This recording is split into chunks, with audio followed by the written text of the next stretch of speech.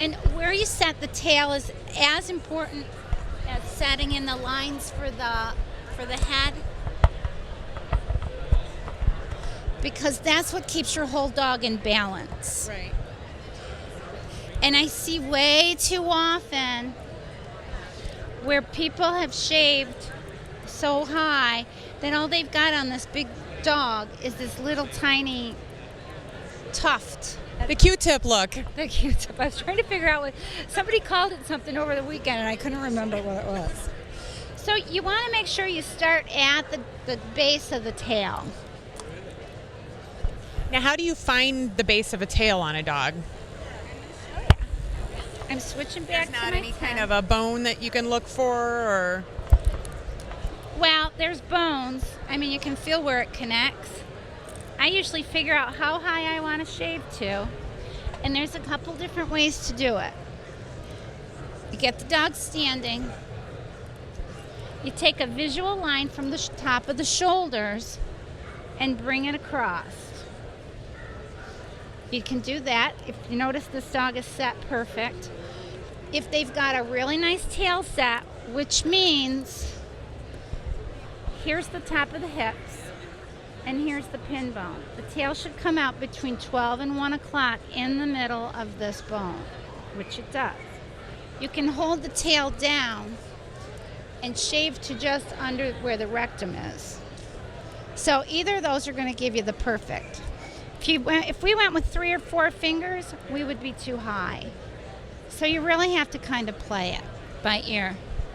That's good to know. If the dog has a really crummy tail set, you really have to. You might even want to shave up a little into the dog's body. But here's how I figure out how high I'm shaving to. I hold the tail up, and I clip down until the blade stops. Okay. And that's how you find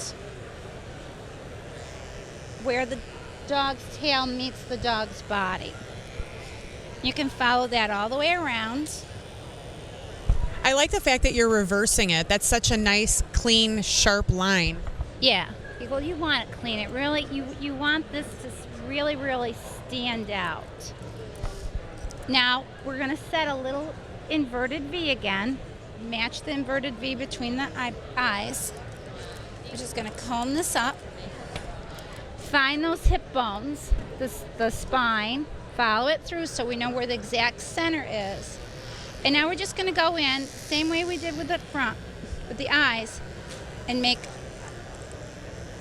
go that way, and then go that way. And that should set your center of your V right in the center. Now, again, like with the front of the dog, with the neckline, U or V, is there a preference on tail? Is there a correct way to do it? No, not really.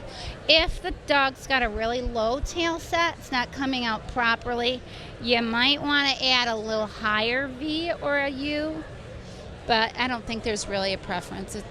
It's whatever you think looks the best. Good to know for the folks at home. So once you've got that in and you've clipped all the way around, again, I'm saving half. You can set your bevel very easily. Save yourself some scissoring time. I'm gonna flip my blade all the way over to the 40. Got my Andis Poodle comb. These combs are awesome, by the way. They're very lightweight. Lightweight, 10-inch comb. Fairly well spaced at the base, and then there's a small end that has where they're closer together to get in tighter areas. Comb it down, get on top of it, take your blade, and you're going to just come down straight. And that sets in your bevels. Well, that's a nice shortcut for everyone. Yeah. And then it's one less step in your scissoring. And it's all set.